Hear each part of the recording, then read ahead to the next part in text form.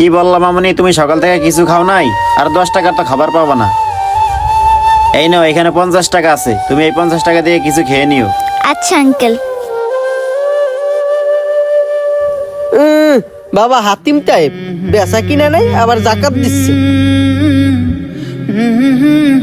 ভাই মাংস কত করে কেজি? ভাই গোস্ত তো 750 টাকা করে।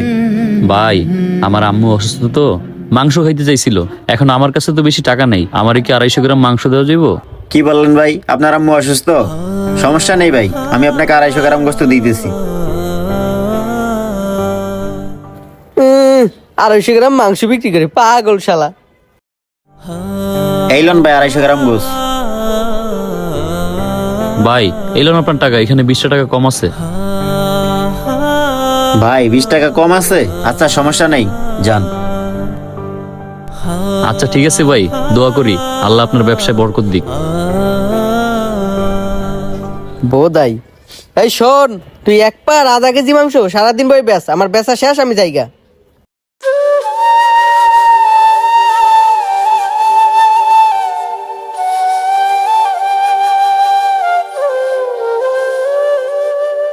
ভাই আপনার গোস কি ভালো হবে?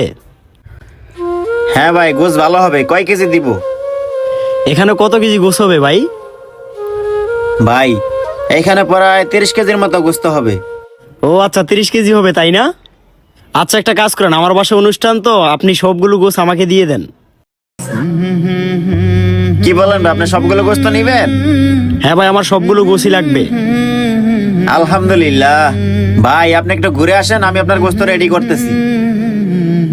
আচ্ছা ঠিক আছে ভাই, আপনি গোসগুলো রেডি করেন, আমি বাকি বাজারগুলো নিয়ে আসতেছি। তোমাকে ডাকি যদি একবার আল্লাহ, আমাকে কাছে টানো বারবার। ওই মিরাজ দাঁড়া, কই যাইতেছস? ভাই আসর আজান দিছে তো, মসজিদে নামাজ পড়তে যাইতেছি। কি তুই আবারও গোছ বাছা বাদ দিয়ে নামাজ পড়তে যাইতেছস? এই শোন, তোর এই ব্যবসা ট্যাবসা করা লাগবে না। তুই একটা কাজ কর, তুই এই ব্যবসা ট্যাবসা বাদ দিয়ে কোন এক মসজিদে যাইয়া মুয়াজ্জিনের চাকরি ল, আজান দিবি আর নামাজ পড়বি, ঠিক আছে? যা। কেন রিয়াজ ভাই, আপনি এই কথা বলতেছেন কেন? এই বেটা বলবো না তো কি করবো? তুই এই গোছ বাছা বাদ দিয়ে আবার নামাজ পড়তে যাইতেছস। আচ্ছা তুই আমার একটা কথা বলতো, তোর ওই গোছ কি থাকবে? এটা পচে যাবে না? কি কোন রিয়াজ ভাই, গোস্ত তো সেই কখনই বেচা হয়ে গেছে, আর আজকে আমার ভালো লাভও হয়েছে। এই তুই আমার সাথে মিছে কথা বলতেছিস কে? তুই নামাজ পড়িস আবার মিছে কথা বলিস।